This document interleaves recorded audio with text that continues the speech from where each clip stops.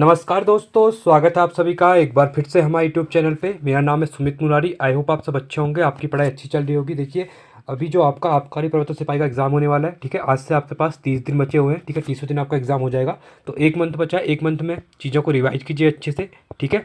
और साथ में जो प्रैक्टिस सेट में करवा रहा हूँ, ये आज रहेगा हमारा 37वां प्रैक्टिस सेट, ठीक है। इस तरह 36 प्रैक्टिस सेट आ चुके हैं, जो कि प्ले लिस्ट बनी हुई है। आप वहाँ जाके वीडियोज़ को देख सकते हैं। देखिए, एक महीना बचा है। जहाँ तक है मैं ट्राई करूँगा कि 45 प्रैक्टिस सेट में आपको करवा दूँ पूरे एग्जाम तक। तो इनको रिवाइज कीजिए। 45 का क्वेश्चन बहुत ज़्यादा होते हैं, ठीक है। तो साथ में मैं इनके साथ एक्स्ट्रा क्वेश्चन भी करता हूँ। तो 5 या क्वेश्चन मैंने करवा दिए हैं, इनको आप अच्छे से रिवीजन कीजिए और अपना रिवाइज जो कर रहे हैं उनको भी चीज़ों को रिवाइज कीजिए। इससे बाहर आपका कुछ नहीं होने वाला है, ठीक है। और जितना प्रैक्टिस सेट देंगे, ठीक है, उससे क्या होगा, आपका कॉन्फिडेंस बूस्ट होगा यहाँ पे। चलो वीडियो को स्टार्ट करते हैं। वीडियो को अंत तक देखिए। वीडियो अच्छी लगती है वीडियो को लाइक कीजिए, चैनल को सब्सक्राइब कीजिए और दोस्तों वीडियो को शेयर कीजिए, ठीक है। चलिए देखिए, पहला क्वेश्चन है। देखिए, पहले क्वेश्चन जो करेंगे हम, यहाँ पे 40 क्वेश्चन आपके जीएस के रहेंगे, ठीक है। जिसमें जीएस प्लस रीजनिंग रहेगी, ठीक है।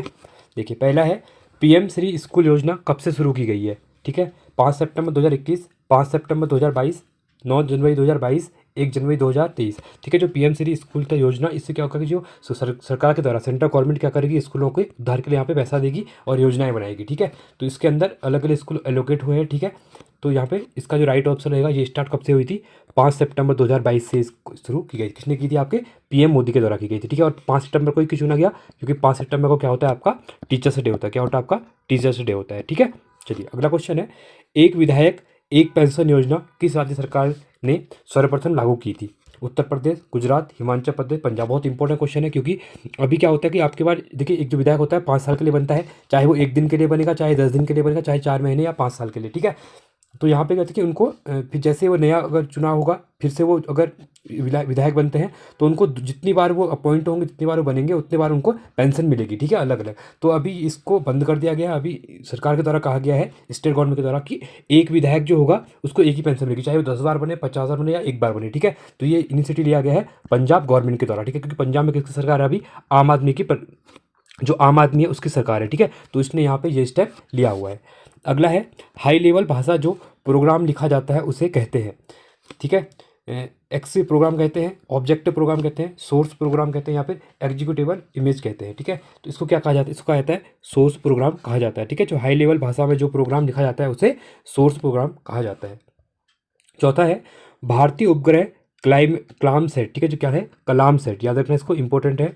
कलाम सेट जो है आपका V2 की बात कर रहा हूँ, ठीक है। तो प्रक्षेपण की तिथि है, उसकी तिथि क्या थी, 12 जनवरी 2018, 24 जनवरी 2019, 22 जनवरी 2019, 22 जुलाई 2019। तो कौन सी थी, तो ये थी 24 जनवरी 2019। अब देखिए, आपने यहाँ से क्या काम करना है, जो इसरो के द्वारा अभी रिसेंट में चंद्रयान 3 किया हुआ था, ठीक है। उसके बाद आदित्य L1, जो ये आपका कह सकते हैं कि जो सूर्य की उसके लिए गया था, कोरोना के वो करने के लिए, ठीक है। तो आदित्य L1 ये क्या कब लॉन्च हुआ, ठीक है। इसका मोटो क्या था, 125 दिन का ये टोटल प्रोजेक्ट था, ठीक है। और चंद्रयान 3 जो था, इसने कहाँ पे लैंड किया, उस पॉइंट का नाम क्या है, साउथ पोल पे जो शिशक्ति पॉइंट दिया गया। तो इन सब चीज़ों को एक बार देखना, यहाँ से एग्जाम में क्वेश्चन बनने के चांसेस बहुत ज़्यादा है, ठीक है। पांचवा है, गधेया था, सिक्का, व्यापार कर, भूमि कर, या फिर सैन्य अधिकारी। तो ये क्या था, जो गधेया था ये आपका एक सिक्का था, ठीक है। छठा है, जब किसी संख्या को 7 से विभाजित किया जाता है तो शेषफल 3 प्राप्त होता है। 11 और 100 के बीच में आने वाली इस प्रकार की कुल कितनी संभावित संख्याएं ज्ञात कीजिए। देखिए, बहुत इंपॉर्टेंट क्वेश्चन है। क्या कह रहा है, जबकि संख्या को 7 से विभाजित करते हैं, ठीक है, तो शेषफल 3 मिलता है। जैसे कि मैं आपको बात करता हूँ, 10 है, ठीक है। तो 10 का 7 से विभाजित करेंगे तो 7 का 7 3, यहाँ पे क्या हो रहा है, शेषफल बच रहा है, ठीक है। ऐसे अगर मैं बात करता हूँ यहाँ पे अगर मैं 17 की बात करता हूँ, ठीक है, तो 17 क्या हो जाएगा, 17 को अगर 7 से भाग देंगे तो 7 दूनी 14, 3 बचेगा। तो ये कह रहा है कि इस टाइप से ही जो 1 से कह रहा है, ये देखिए 10 ये में आएगा, ये कह रहा है 11 से लेके कह रहा है 100 तक के बीच में ऐसी कितनी संख्याएं, संभावित संख्या है कह रहा है, ठीक है। तो इसको आप सॉल्व करिए, इसका आंसर मुझे आप लोग देंगे, ठीक है। इसके लिए मैं आपको होमवर्क रखा हूँ इसको, ठीक है। मैंने बता दिया किस टाइप से करना है, तो ये आप इसको ईजिली कर सकते हैं, ठीक है। बहुत टाइम होता है आपके पास। चलिए, इसका आंसर वहीं पे दूंगा आपको, ठीक है। आप मुझे कमेंट सेक्शन में बताना, आंसर वहीं पे आप लोग बताना।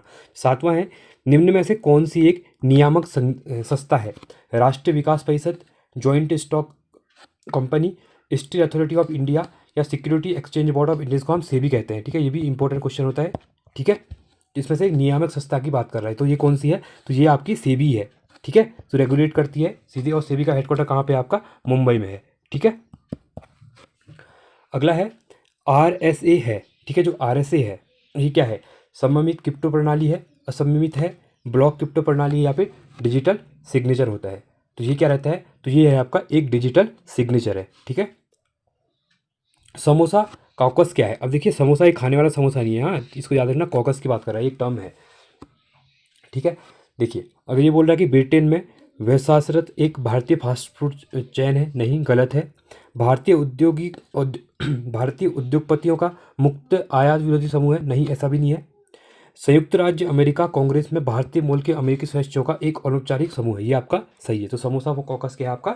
संयुक्त राज्य अमेरिका में कांग्रेस में भारतीय के जो अमेरिकी कांग्रेस है वहाँ पे, ठीक है, तो उसमें भारतीय मूल के अमेरिकी सदस्यों का क्या है? एक अनौपचारिक समूह है, ठीक है। 10वां है, एक पुरुष ने पश्चिम की ओर चलना प्रारंभ किया। देखिए रीजनिंग का क्वेश्चन है, क्या कह रहा है? एक पहले क्वेश्चन को ढंग से पढ़ना है, ठीक है, अच्छे से क्वेश्चन को पढ़ेंगे, उसके बाद ही आगे बढ़ेंगे।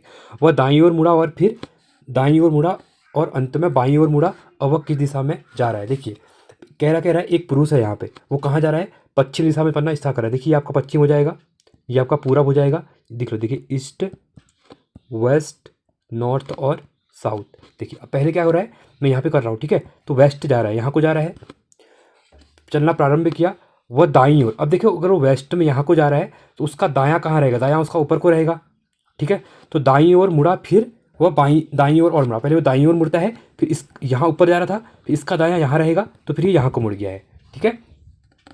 और अंत में वो बाईं ओर मुड़कर मुड़ा, ठीक है, अंत में बाईं ओर। अब यहाँ पहुँच गया, यहाँ जा रहा है तो बायां इसका ऊपर को रहेगा, ठीक है। अब ये ऊपर को चले गया है, ठीक है।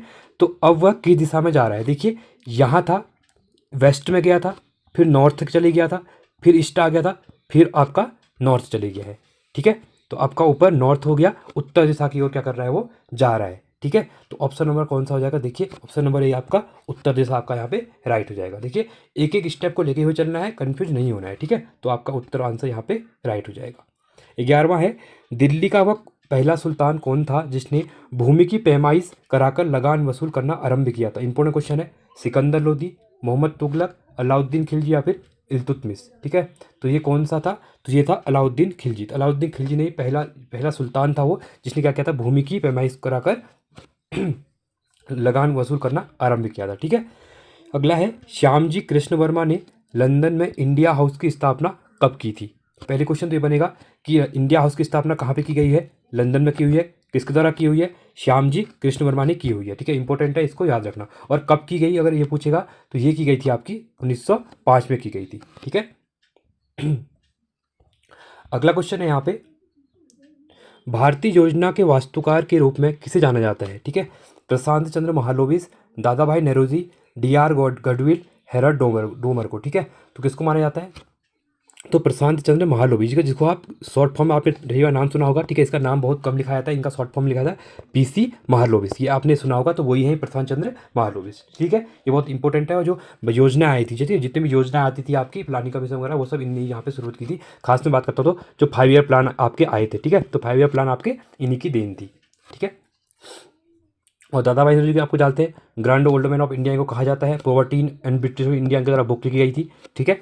चलिए अगला है 14वां, एशिया का वह देश जो G8 का सदस्य है। देखिए पहली बात, ये आपका 2014 तक कह सकते हैं G8 था, ठीक है। ये समूह जो था 2014 के बाद क्या हुआ, जो रशिया है आपका, रशिया ने क्रीमिया को क्या कर लिया था, अपने वश में कर लिया था, ठीक है। जिसके बाद जो इसको यहाँ से लात मार के बाहर निकाल दिया था, किसको? आपको G8 में से रशिया को बाहर निकाल दिया था इन देशों के द्वारा। कहा था कि ये मतलब डिक्टेटरशिप टाइप की है करके वहाँ पे, तो इनको निकाल दिया था, ठीक है।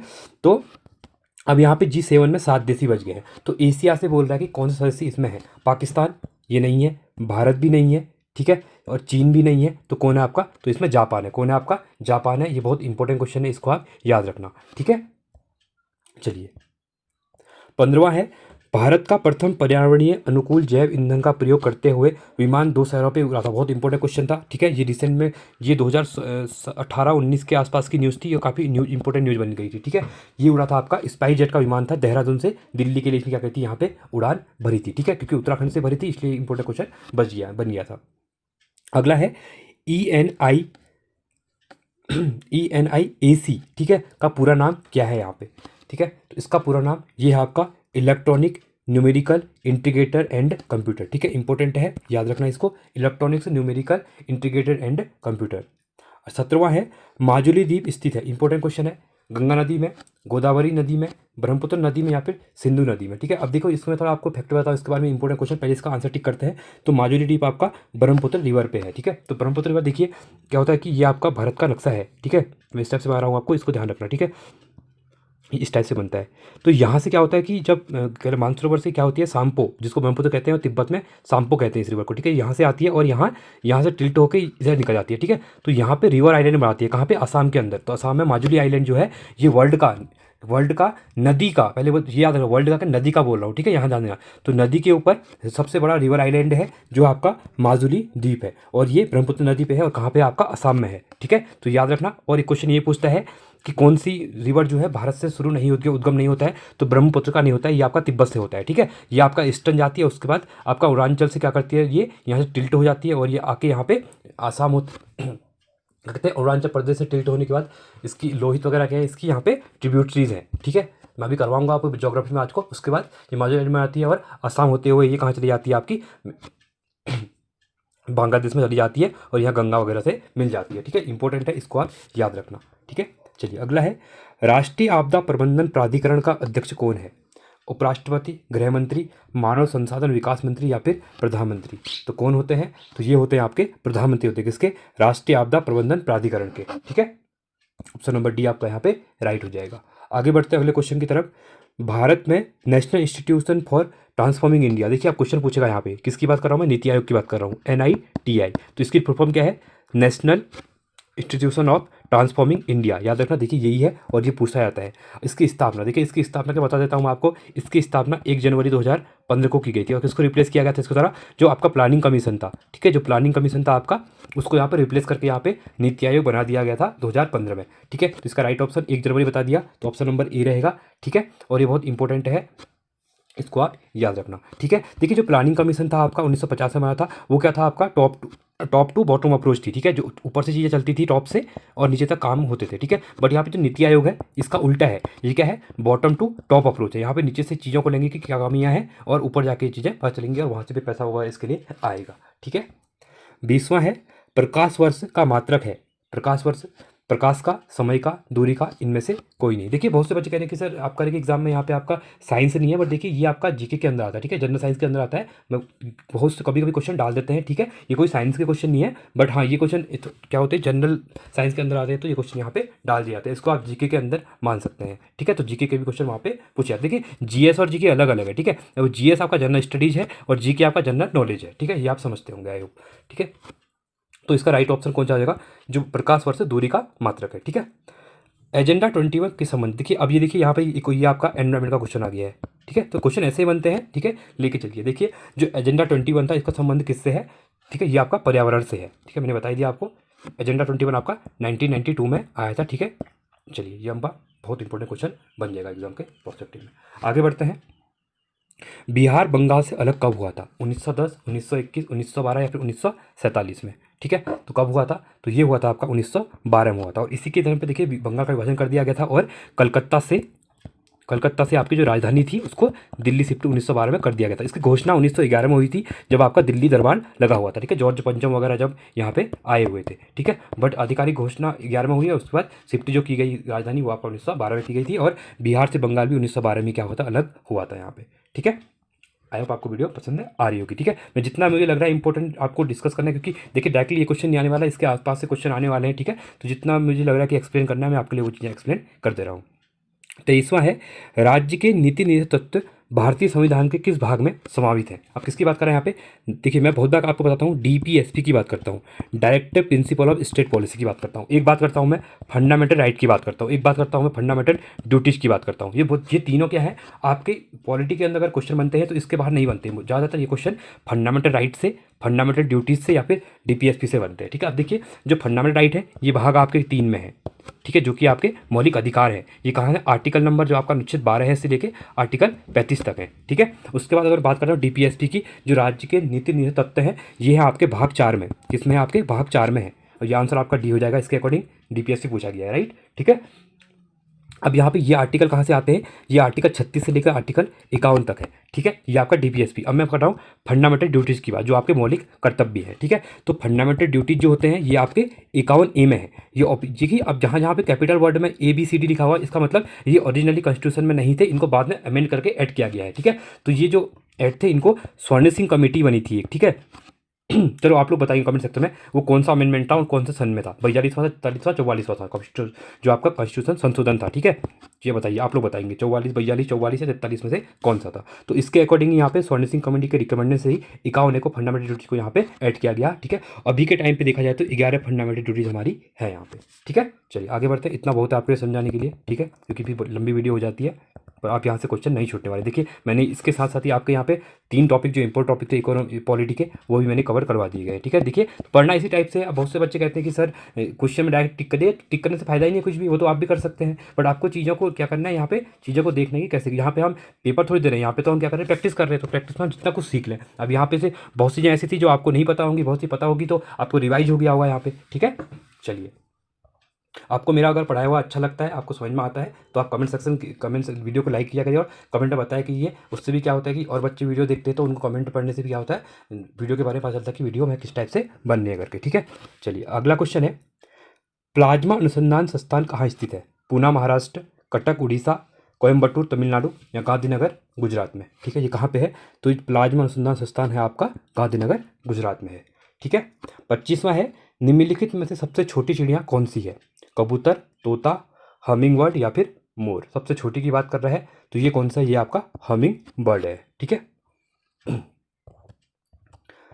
अगला है, निम्नलिखित देशों में से किसके साथ भारत की सबसे लंबी अंतर्राष्ट्रीय सीमा बनाती है? देखिए ये क्वेश्चन मैंने बहुत बार करवाया हुआ है। देखिए जहाँ देखो, मैं हमेशा कहता हूँ आपको, मैं जितनी मैंने वीडियो बनाई हुई हैं, जब से मैं पढ़ा रहा हूँ, फरवरी जनवरी से मैंने वीडियो बनाना स्टार्ट किया था, ठीक है। तो उसके बाद 4 महीने हो गए, मैं हर वीडियो में कहता हूँ आपसे कि मैप को पढ़िए, मैप से आपके बहुत से क्वेश्चन यहाँ पे कवर हो जाते हैं। अब देखिए अगर मैं बात करता हूँ यहाँ पे किसकी बात कर रहा है, ये देशों में किसके साथ भारत की सबसे लंबी अंतर्राष्ट्रीय सीमा की बात कर रहा है, ठीक है। देखो एक तो पाकिस्तान में लोग कन्फ्यूज होते हैं, और आपके चाइना के साथ कन्फ्यूज होते हैं, और आपका बांग्लादेश। तो सबसे बड़ी आपकी है बांग्लादेश के साथ, कितनी है? 4200 किलोमीटर के आसपास है। कितनी है? 4200 किलोमीटर के आसपास है। तो इसको आप याद रखना, ठीक है। तो ये आपका हो जाएगा बांग्लादेश, यहाँ पे आपका राइट हो जाएगा, ठीक है। अगला क्वेश्चन है, OS और IS की भाषा कहलाती है, ठीक है। बाइनरी भाषा, जावा भाषा, C++ या फिर सी भाषा। तो क्या कहलाती है? ये कहलाती है आपकी बाइनरी भाषा, यहाँ पे कहलाती है। 28वां है, MS वर्ड प्रलेख के एक तस्वीर डालने से निम्नलिखित में से कौन सा फीचर मदद करता है? Image art, clip art, picture art या फिर ग्राफिक आर्ट। तो कौन सा करता है? ये करता है आपका पिक्चर आर्ट करता है। देखिए ये क्वेश्चन आपके इंपॉर्टेंट है, डायरेक्टली आएंगे, ठीक है। और अभी मैं इसके लिए इसके साथ साथ ही आपकी जो कंप्यूटर की क्या कुछ सीरीज करवा रहा हूँ, जिसमें एक वीडियो 330 क्वेश्चन की आ चुकी है, ठीक है। और 2-3 वीडियो लेके आऊँगा जिसमें आपके मेरा टारगेट है कि 1500 इंपॉर्टेंट क्वेश्चन जो होते हैं कंप्यूटर के, वो आपको मैं कवर करवा दूँ, ठीक है। अगला है, यूनेस्को का मुख्यालय निम्न में से कहाँ स्थित है?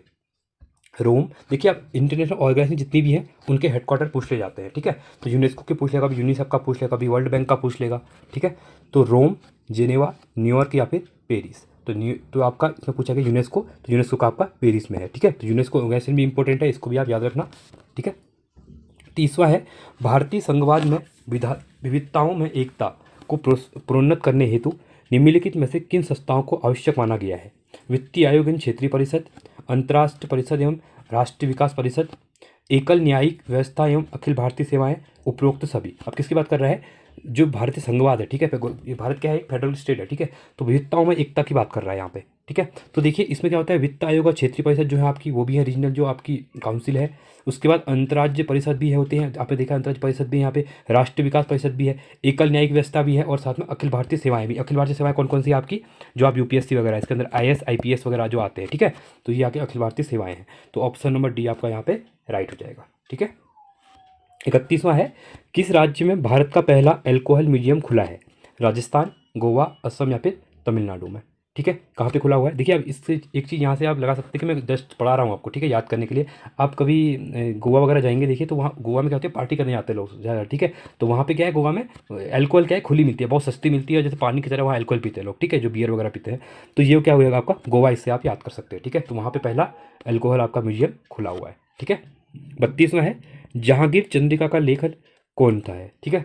देखिए यहाँ पे एक आपको वार्निंग देता हूँ, शराब पीना स्वास्थ्य के लिए हानिकारक है, ठीक है, तो इसको भी आप याद रखना। चलिए, तो जहांगीर चंद्रिका का लेखक कौन है? केशव दास, किशन दास, जदुब गोसाई या फिर राम मनोहर लाल? तो कौन थे? तो ये थे आपके केशव दास, ठीक है। अगला है एक्सिस बैंक इस बैंक का नियोजित नाम है, किसका? यूको बैंक का, आईडीबीआई बैंक का, यूटीआई बैंक का, इनमें से कोई नहीं। तो किसका है? तो ये है यूटीआई बैंक का है, ठीक है। अगला क्वेश्चन है सेरीकल्चर को कहते हैं, देखिए इंपॉर्टेंट क्वेश्चन है, रेशम कीट पालन, मधुमक्खी पालन, मछली पालन, इनमें से कोई नहीं, ठीक है। तो ये आपका रेशम कीट पालन, क्या? सेरीकल्चर, ठीक है, क्वेश्चन पूछ लेता है एग्जाम में। अगला है किस वायसराय की हत्या उसके कार्यकाल में हुई थी? देखिए अब यहाँ से एक इंपॉर्टेंट बताऊंगा, मैंने वायसराय, जितने भी आपके वायसराय थे, गवर्नर जनरल थे, इनके ऊपर एक वीडियो बनाई हुई है जिसमें उनके इंपॉर्टेंट वर्क, उनकी डेथ कैसे हुई, उनका टाइम पीरियड क्या क्या था, तो उसको देखिए आप, वो आपके लिए इंपॉर्टेंट बन जाएगा, ठीक है। तो यहाँ पे वायसराय की हत्या उनके कार्यकाल के टाइम पे हो गई थी। Lord Ripon, Lord Mayo, Lord Curzon, Lord Wellesley, ठीक है। तो कौन थे? ये थे लॉर्ड मेयो थे, ठीक है, इंपॉर्टेंट बन जाएगा, याद रखना इसको। अगला है मुस्लिम लीग ने पाकिस्तान के निर्माण के लिए किस दिन को प्रत्यक्ष कार्रवाई दिवस के रूप में मनाने की घोषणा की? डायरेक्ट एक्शन डे, याद रखना, इंग्लिश में पढ़ते होंगे आप लोग, तो आपका डायरेक्ट एक्शन डे, ठीक है, ये इंपॉर्टेंट है, इसको याद रखना। तो इसको प्रत्यक्ष कार्रवाई दिवस मनाने की घोषणा कहते हैं, ठीक है। तो ये की गई थी उनने 16 अगस्त 1946 को इनने इसके ऊपर बात की गई थी बनाने की, ठीक है। अगला है सल्तनत काल के दौरान फवाजिल शब्द का अर्थ होता था, बहुत इंपॉर्टेंट है फवाजिल, ये क्वेश्चन पूछा भी गया एग्जाम में, रिसेंट के एग्जाम में, ठीक है। एक सैनिक ओहदा था, राज्य को प्रेषित अधिशेष राजस्व था, एक परगना का मुखिया था, इनमें से कोई नहीं। तो सल्तनत काल के टाइम पे फवाजिल शब्द का अर्थ यहाँ पे क्या था? तो ये था आपका राज्य में प्रेषित अधिशेष राजस्व था, ठीक है, ऑप्शन नंबर बी आपका राइट हो जाएगा। अगला है ओजोन छिद्र का परिणाम है, ठीक है, अम्लीय वर्षा, पराबैंगनी किरणें, ग्लोबल वार्मिंग, ग्रीन हाउस प्रभाव, ठीक है। तो ये कौन सा हो जाएगा? तो ये हो जाएगा आपका पराबैंगनी विकिरण, यहाँ पे ओजोन का परिमाण हो जाएगा, ठीक है। वर्ल्ड ओजोन डे को बनाते हैं हम लोग 16 सितंबर बनाते हैं, ये होगा ना, ठीक है, तो इसको याद रखना, 16 सितंबर ही है शायद, इसको देखना एक बार, ठीक है। अगला है हाइड्रोमीटर में नापा जाता है, जो हाइग्रोमीटर है इससे क्या नापा जाता है? वातावरणीय आर्द्रता, वातावरणीय दाब, वायु वेग या फिर उच्च दाब, ठीक है। तो इससे आपका क्या नापा जाता है? ये नापा जाता है वातावरणीय जो आर्द्रता होती है, ह्यूमिडिटी जो होती है, उसको यहाँ पे मापा जाता है, ठीक है। निम्न पासे की स्थिति को देखकर ज्ञात कीजिए कि एक विपरीत सतह पर कौन सा अंक होगा, ठीक है। देखिए इनके विपरीत पूछ रहा है, ठीक है, किसके? एक के विपरीत पूछ रहा है, ठीक है, 4, 2 या 3, 3 या फिर 2। देखिए आप मासा में देखा होगा एक के पीछे क्या होता है, ठीक है। तो इस टाइप से जो आपका एक के नीचे बोला गया है, ठीक है, तो एक के नीचे क्या होता है आपका? 2 होगा, ठीक है, 2 होगा या फिर 3 होगा, ठीक है। तो ऑप्शन नंबर आपका यहाँ पे बी राइट हो जाएगा। चलिए अब आएंगे हमारे यहाँ पे 40 क्वेश्चन उत्तराखंड के, ठीक है।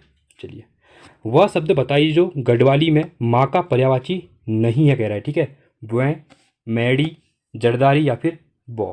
तो माँ का पर्यायवाची गढ़वाली में इनमें से नहीं है। देखिए अब ये आपको अगर समझ में नहीं आ रहे होंगे तो मैंने इनके ऊपर एक मैराथन सेशन लिया हुआ है, शब्द के ऊपर भी, गढ़वाली लोकोक्तियों के ऊपर भी, जाके प्लेलिस्ट में एक बार जाइए, वहाँ देखिए, आपको वहाँ से चीज़ें समझ में आ जाएंगी, ठीक है।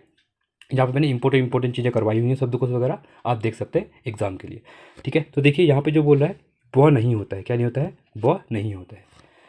गणेश मर्तोलिया को उत्तराखंड अधीनस्थ सेवा चयन आयोग का अध्यक्ष बनाया गया, वे किस सेवा से सेवानिवृत्त अधिकारी हैं? इंपॉर्टेंट क्वेश्चन है, ठीक है।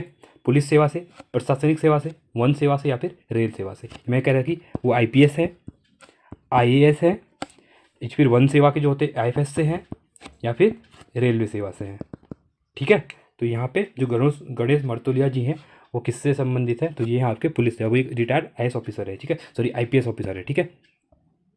43वां है उत्तराखंड का द्वितीय प्लास्टिक के पुनर्चक्रीकरण से डिजिटल उत्पादन का संयंत्र कहाँ स्थापित किया गया है? लैंसडाउन, काशीपुर, हरिद्वार या फिर भीमताल में?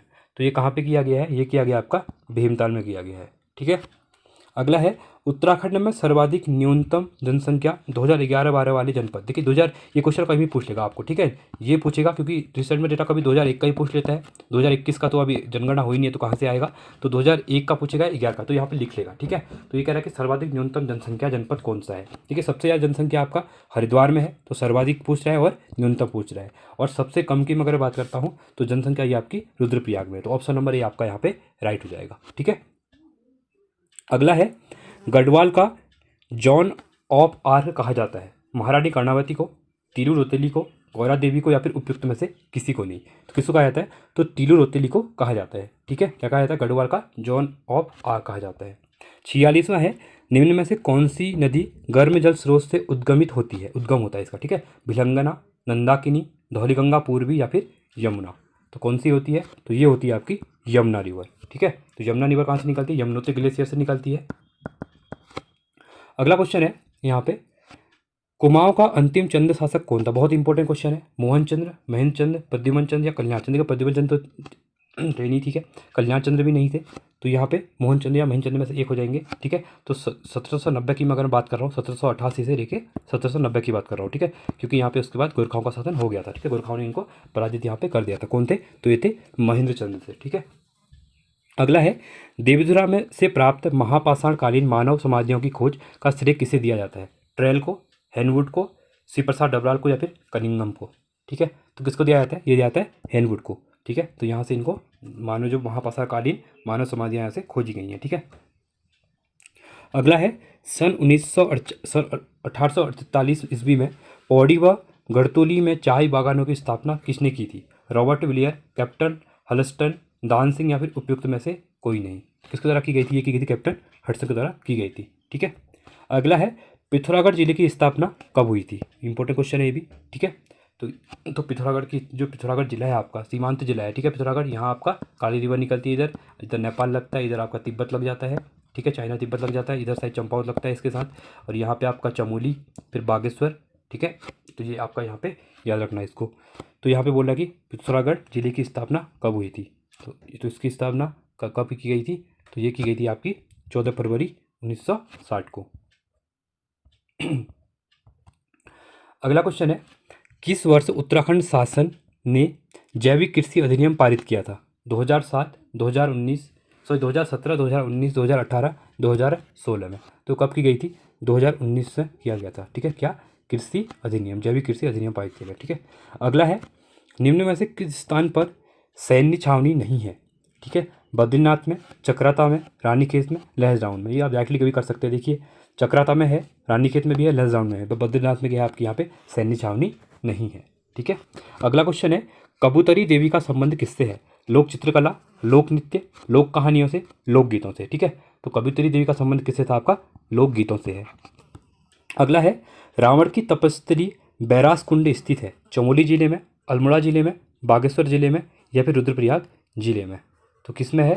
तो ये है आपका चमोली जिले में है। ठीक है, अगला है, प्रसिद्ध पुस्तक मसूरी मेंडले के लेखक हैं प्रोफेसर गणेश शैली, SP रबरवाल, A Parmar, GC Pandey? ठीक है, तो मसूरी मेंडले के जो प्रसिद्ध पुस्तक है इसके लेखक कौन है? तो ये हैं आपके प्रोफेसर गणेश जी। ठीक है, अगला है, निम्नलिखित में से प्रख्यात गढ़वाली रचना भूमियाल, ठीक है, रचित है गुणानंद पथिक, लक्ष्मी प्रसाद पैन्यूली, अबोध बधु बगुणा, नित्यानंद मैठाणी द्वारा? ठीक है, तो किसका लिखी? ये लिखी गई है अबोध बंधु बगुणा के द्वारा। ठीक है, अगला है, एबॉट माउंट किस जिले में स्थित है? बहुत इंपॉर्टेंट है। एबॉट माउंट क्या है? ये अंग्रेजों की यहाँ पे कोठी टाइप की भी है। ठीक है, पहले से अंग्रेजों के टाइम से काफ़ी सुहाना मौसम रहता है यहाँ पे। ठीक है, ये लोहाघाट क्षेत्र है। ठीक है, तो लोहाघाट क्षेत्र में आपका लोहाघाट से आपका 6 से 7 किलोमीटर पड़ता है। ठीक है, हिल स्टेशन है यहाँ पे। तो यहाँ पे एबॉट माउंट आपका चंपावत डिस्ट्रिक्ट में यहाँ पे हो जाएगा। ठीक है, अगला है, रम्माड़ के बारे में कौन सा कथन गलत कह रहा है? ध्यान देना क्वेश्चन को पढ़ने में। यह जनपद चमोली का एक लोक उत्सव है, ये आपका सही है। इसमें मुखौटे के साथ नृत्य होता है, ये भी आपका सही है। इसमें ढोल का प्रयोग वर्जित है, ठीक है, ये आपका गलत हो जाएगा। इसको यूनेस्को द्वारा विश्व विरासत घोषित किया गया है, ये भी आपका सही है। तो गलत पूछा गया था, तो गलत आपका कौन सा हो जाएगा यहाँ पे? इसमें ढोल का प्रयोग वर्जित है। ठीक है, अगला है, किंग ऑफ फॉरेस्ट के नाम से किस जनजाति को जाना जाता है?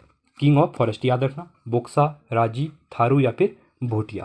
तो किसको जाना जाता है? तो जो राजी जनजाति है इसको यहाँ पे किंग ऑफ फॉरेस्ट कहा जाता है। इंपॉर्टेंट ये भी है, पिथौरागढ़ अगर 2011 की जनगणना बात करता हूँ तो सबसे ज़्यादा इनकी जनसंख्या पिथौरागढ़ में है, और कितनी है? 500 के आसपास ही ये लोग बचे हुए हैं। ठीक है, तो ये भी इंपॉर्टेंट क्वेश्चन बन जाएगा। अगला है, प्रेम सभा की स्थापना किसने की थी? गोविंद बल्लभ पंत, मोहन सिंह मेहता, शोभन सिंह या फिर विश्वेश्वर दत्त? किसके द्वारा की गई थी? तो प्रेम सभा की स्थापना आपका गोविंद बल्लभ पंत जी के द्वारा यहाँ पे की गई थी। अगला क्वेश्चन है, पिथौरागढ़ में निम्नलिखित में से कौन सा स्थान स्थित है मुनस्यारी ये भी सही है, धारचूला ये भी सही है, डीडीहाट ये भी सही है। ऑप्शन नंबर डी आपका यहाँ पे राइट हो जाएगा। 62वां है प्रसिद्ध वाणासुर का किला किस जिले में स्थित है? चमोली, अल्मोड़ा, चंपावत या फिर इनमें से कोई नहीं। ठीक है, कौन सा हो जाएगा? ये आपका चंपावत हो जाएगा। और मैं जो वीडियो बना रहा हूँ बस ये वाणासुर के किले से ही बना रहा हूँ, ये मान के चलिए। ठीक है, वाणासुर के किले, मेरा घर जो है वाणासुर के किले के जस्ट पास में ही है। ये आपका वाणासुर किला, ये मेरा घर है। यहाँ से डिस्टेंस होता है 50 मीटर का, ज़्यादा नहीं होता है, 50 से 100 मीटर मान के चलिए। ठीक है, चलिए 63वां क्वेश्चन है मातसत्ता व्यवस्था उत्तराखंड की किस जनजाति में है? बोक्सा, भोटिया, जौनसा या फिर थारू। ठीक है, तो ये किस में है? तो ये है आपकी थारू में। किसकी बात करें? मातसत्ता व्यवस्था की बात करें, थारू में है। ठीक है, 64वां है ब्रिटिशों ने गढ़वाल कुमाऊं में आधिपत्य स्थापित किया था। किसकी बात कर रहा हूँ? ब्रिटिशों ने कुमाऊं गढ़वाल की बात कर रहा है। ठीक है, आधिपत्य स्थापित कब किया था? अप्रैल 26 1815, 27 अप्रैल 1815, 25 मार्च 1817, इनमें से कोई नहीं। ठीक है, तो कब किया गया था? ये किया गया था 27 अप्रैल 1815 को किया गया था। ठीक है, अगला है सूचियों का मिलान करना है। मंदिर दिए हुए हैं, साथ में उनका स्थान दिया हुआ है। ठीक है, देखिए पहला है चितई मंदिर, ये आपका अल्मोड़ा में है।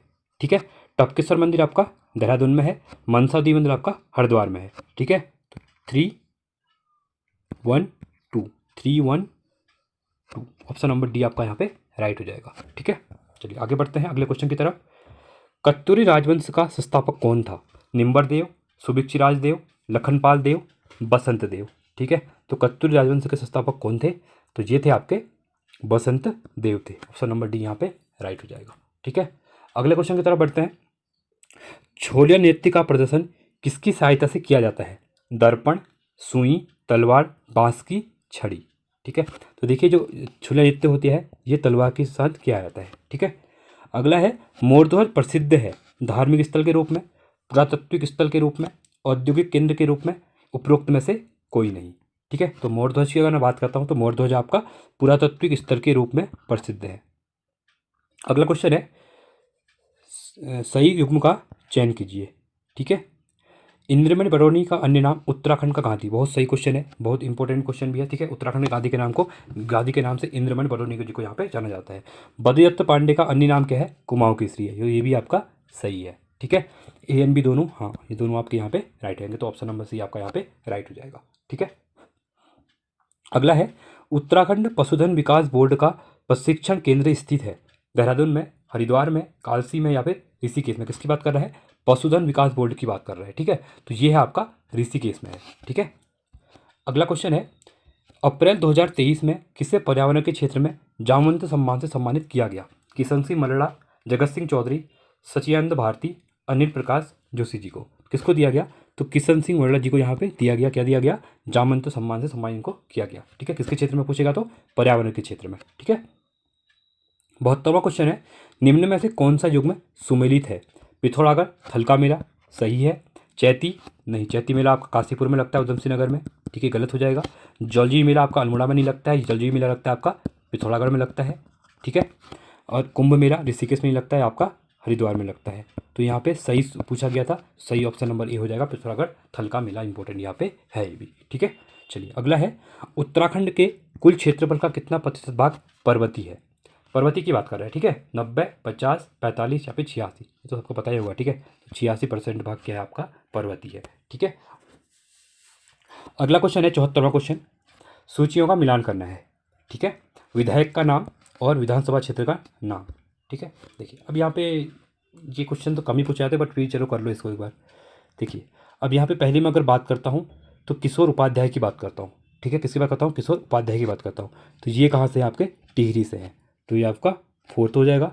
सुबोध उनियाल की अगर मैं बात करता हूँ तो ये आपके नरेंद्र नगर से हो जाएंगे, ये आपका 3rd हो जाएगा।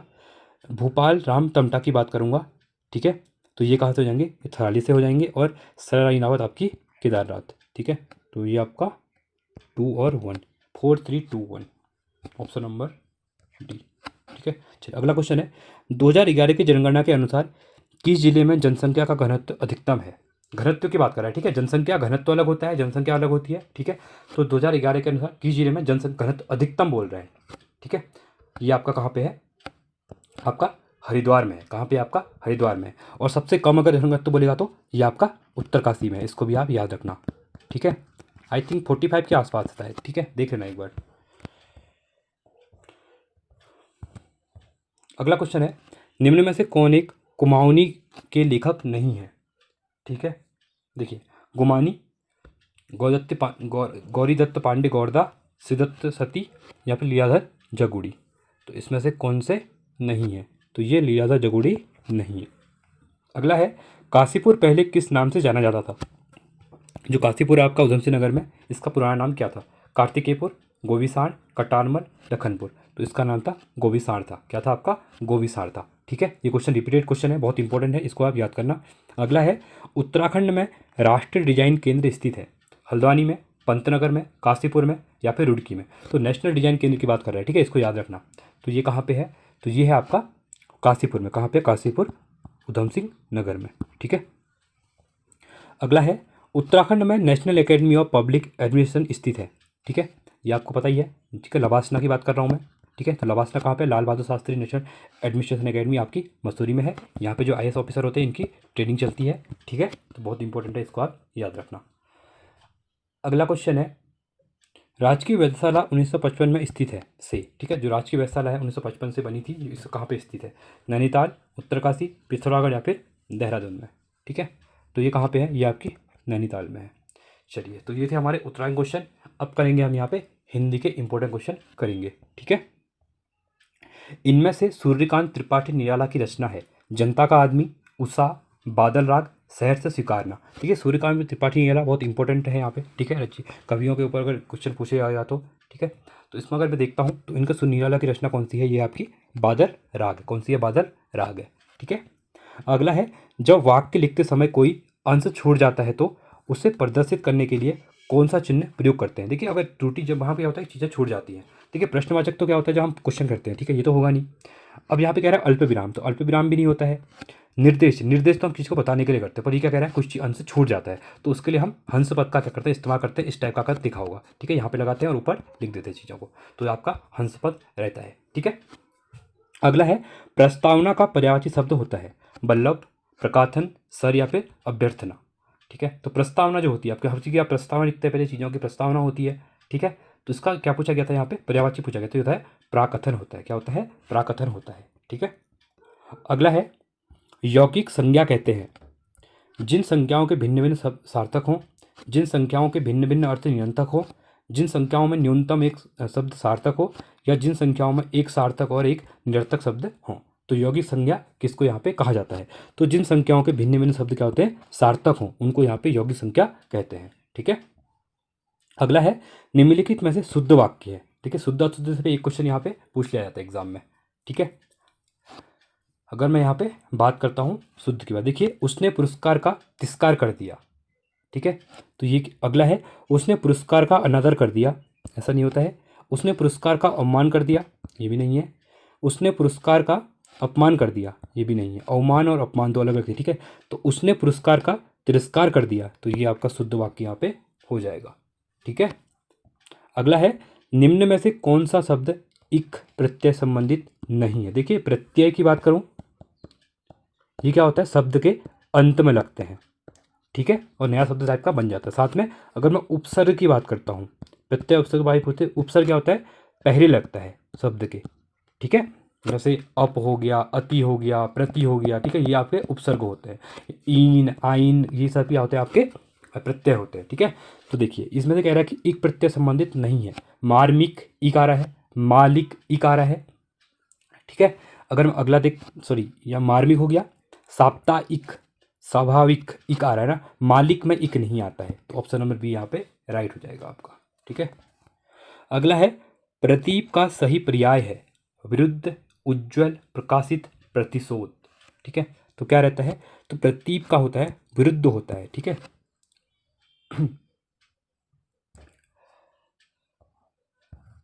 अगला क्वेश्चन है, पाहुन ज्यों आए हो गांव में शहर। ठीक है, मेघ आए बड़े बंठन के संवर के। इन पंक्तियों में अलंकार की बात कर रहा है। उत्प्रेक्षा अलंकार, उपमा अलंकार, यमक अलंकार या फिर रूपक अलंकार। ठीक है, तो ये आपका उत्प्रेक्षा अलंकार है। संकेश्वर शब्द में कौन सी संधि है? ठीक है, अयादि संधि, व्यंजन संधि, यण संधि या फिर इनमें से कोई नहीं। ठीक है, तो कौन सी रहेगी इसमें? यण संधि रहेगी। ठीक है, अगला है, दोहा और रोला को क्रम में मिलाने पर कौन सा छंद बनता है। देखिए छंद वगैरह है नहीं, बट ये क्वेश्चन वैसे आ चुके हैं, इनको आप देख लो तो कुंडलिया हो जाएगा। ठीक है, अगला है किस शब्द में तत्पुरुष समास नहीं है। तो समास क्या कह रहा है, समास तो आपके है ही। ठीक है, विद्यालय, विद्याधनालय, दाल रोटी, जेब खर्च, मनदांत, इसमें से कह रहा है कि तत्पुरुष समास नहीं है। ठीक है, तो इसमें दाल और रोटी में वो नहीं है। ठीक है, अगला है अरविंद का पर्यायवाची, ये इंपॉर्टेंट है, भ्रमर, कमल, पावस, अवनी। तो अरविंद का जो पर्यायवाची होता है ये होता है आपका कमल होता है। ठीक है, अगला है कंगाली में आटा गीला का अर्थ क्या होता है। देखिए जो आपने बहुत बार सुना भी होगा, आपके पास जब पैसे वगैरह नहीं होते या कुछ चीज़ें होती है तो कुछ लॉस में आप हो जाते हैं। ठीक है, तो उसमें कहते हैं कि कंगाली में क्या हो गया, आटा गीला हो गया है। तो अभाव की स्थिति में और हानि होना, उसको क्या कहते हैं यहाँ पे, कंगाली में आटा गीला उसको कहा जाता है। ठीक है, अगला है अशुद्ध शब्द का चयन कीजिए, कर्मधारण, विच्छिन्न, निश्चितता या फिर तीर। ठीक है, तो ये होता है विच्छिन्न है। ठीक है, यहाँ पे कर्मधार सही है, निश्चितता अशुद्ध शब्द का चयन करना था। अगला है निम्नलिखित शब्दों में से पुल्लिंग शब्द है, जड़ता, घटना, ईर्ष्या, बुढ़ापा। ठीक है, तो इसमें से अगर मैं बात करता हूँ किसकी, पुल्लिंग शब्द की, तो जड़ता आपका स्त्रीलिंग है, घटना भी है, ईर्ष्या, पर बुढ़ापा जो होता है आपका, ये क्या होता है आपका पुल्लिंग शब्द होता है। ठीक है, खेत रहना का अर्थ है खेत में निवास करना, खेती करना, खेत को उधार में देना, मारा जाना। तो खेत में रहने का जो मतलब होता है तो ये होता है आपका मारा जाना। ठीक है, अगला क्वेश्चन है तन मन धन से तुम्हारी रक्षा करता हूँ, वाक्य में विराम चिन्ह लगेंगे। ठीक है, तो तन मन और धन, ठीक है, तो कौन से लगेंगे यहाँ पे। ठीक है, देखिए अगर मैं बात करता हूँ यहाँ पे तन मन धन इस टाइप का लेगा। ठीक है, ये वाला जो होता है, ठीक है, अल्प विराम जो कहते हैं, और साथ में आपका चाहता हूँ, तो ये हो जाएगा आपका ऑप्शन नंबर सी यहाँ पे राइट हो जाएगा। ठीक है, अगला है संगतकार कविता के कवि हैं मंगलेश डबराल, सुमितानंदन पंत, महादेव वर्मा या फिर कबीर। तो कौन है संगतकार कविता के कवि है आपके मंगलेश डबराल जी हैं। 99वां क्वेश्चन है भारतवर्ष में हिंदी को आप किस वर्ग में रखेंगे, राजभाषा, राष्ट्रभाषा, विभाषा, तकनीकी भाषा। देखिए हमारी राष्ट्र की कोई भाषा नहीं है। ठीक है, इसको आप याद रखना, बहुत से कहते हैं कि हिंदी हमारी राष्ट्रभाषा नहीं, हिंदी हमारी राजभाषा है, हमारी राष्ट्रभाषा नहीं है। तो ऑप्शन नंबर ए हमारा यहाँ पे राइट हो जाएगा। देखिए मतलब हमारी देश की कोई भाषा नहीं है। ठीक है, अगला है जिसकी आशा न की जाए, वाक्य के लिए एक शब्द है, अप्रत्याशित, आशाहीन, निराशा, उपयुक्त में से कोई नहीं। तो जिसकी आशा न की जाए उसके लिए आपका क्या हो शब्द होता है, ये होता है अप्रत्याशित होता है। क्या होता है, अप्रत्याशित होता है। ठीक है, तो ये था हमारा कंप्लीट सेक्शन। ठीक है, तो ये था हमारा कंप्लीट पेपर। ठीक है, आई होप आपको वीडियो पसंद आएगी। वीडियो पसंद आई तो वीडियो को लाइक कीजिए, चैनल को सब्सक्राइब कीजिए और दोस्तों में वीडियो को शेयर कीजिए। ठीक है, और साथ में आप टेलीग्राम चैनल को ज्वाइन कर सकते हैं। यहाँ पे जो अपडेट वगैरह होती है, इंपॉर्टेंट अपडेट वगैरह, वो आपको मिल जाती है। एग्जाम रिलेटेड कोई भी अपडेट होती है या फिर करंट अफेयर वगैरह कुछ होता है, ठीक है, आपको कोई डाउट होता है तो यहाँ पे आप मुझे मैसेज कर सकते हैं। ठीक है, और प्लेलिस्ट में जाकर आप वीडियो देख सकते हैं। साथ में जो आपकी परीक्षावाणी है उसकी भी प्रैक्टिस सेट मैं करवा रहा हूँ। ठीक है, मतलब उसमें हर चैप्टर वाइज जो 200-300 उसके MCQ होते हैं वो भी करवा रहा हूँ, तो वो भी आप जाके देख सकते हैं। ठीक है, तो चलिए आज के लिए इतना ही। Thanks for watching. जय हिंद, वंदे मातरम।